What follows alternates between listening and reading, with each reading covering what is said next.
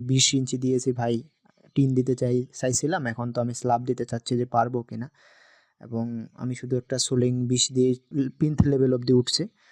তো এরকম অনেক ভাইয়ের প্রশ্ন থাকে। তো আমি বলব যে আপনাকে সিদ্ধান্তটা আগেই নিতে হবে যে আমি ইটের গাঁথুনির উপর আজকে পারতেছি না স্ল্যাব দিতে।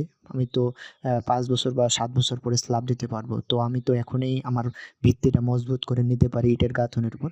তাই আমি বলব যে আপনি ২৫ থেকে যদি শুরু করেন, যদি বসত বাড়িতে হয় তো ভালো হয় ৩০ থেকে শুরু করা, এবং অবশ্যই একটা আরসিসি দিয়ে রডের জালি দিয়ে ৩ ইঞ্চি বা ৩.৫ ইঞ্চি একটা ঢালাই দিয়ে তার উপরে আপনি ৩০, ২৫, ২০ করে ১০ করে পিন্থ লেভেল অব্দি আপনি করুন।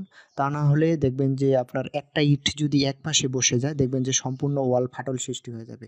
তাহলে আর সেই আপনার বাড়িতে থাকার মতো আর উপযোগী হবে না, ইচ্ছে হবে না, বা আপনি নিরাপদে থাকতে পারবেন না। তাই বলব যে ব্রিক ফাউন্ডেশনের জন্য খুবই আপনার যে যেন একটা ইট না মাটিতে দেবে যায়, ভালোভাবে কম্প্যাকশন করে ধর্মুস করে এবং ইটের সোলিং দিয়ে তার উপরে সিসি দিয়ে দেন তার উপরে আপনি প্লিন্থ লেভেল অব্দি আপনার নির্দিষ্ট ২০, ২৫, ১০ এরকম করে তুলে অবশ্যই আপনাকে দিতে হবে। সেটা হচ্ছে যে কলাম দিতে হবে, ব্রিক কলাম অবশ্যই ১০-১৫ ব্রিক কলাম দিতে হবে।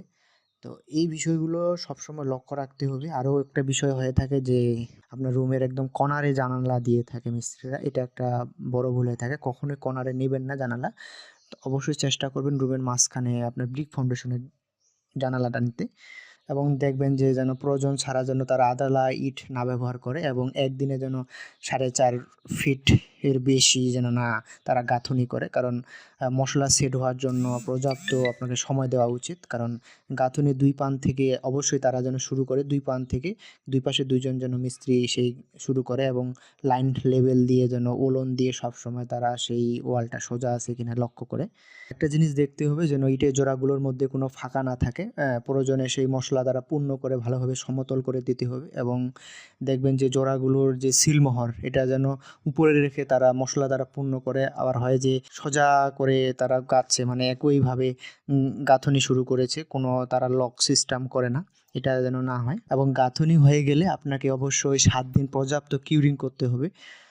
কারণ কিউরিং যদি না করেন, যদি ইট আপনি ভালো করে না ভেজান, তাহলে দেখবেন যে সেই মশলা থেকে আপনার পানি শুষে নিবে। কারণ সেই পর্যাপ্ত তাপমাত্রায় কিন্তু ইটটাকে পোড়ানো হয়।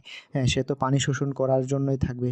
এখন পানি দিয়ে যদি আপনার সেই ইটগুলো না ভেজানো হয় ভালোভাবে, যেমন ৮ ঘন্টা ভেজাতে হয়, ২ ঘন্টা পূর্বে পানি থেকে তুলতে হয়, দেন তারপরে গাঁথুনি করতে হয়। যদি এই পানি পর্যাপ্ত না শোষণ করে পূর্বেই, তাহলে দেখবেন যে আপনার মশলার যে পানিটা সেটা শোষণ করে নিয়েছে। এতে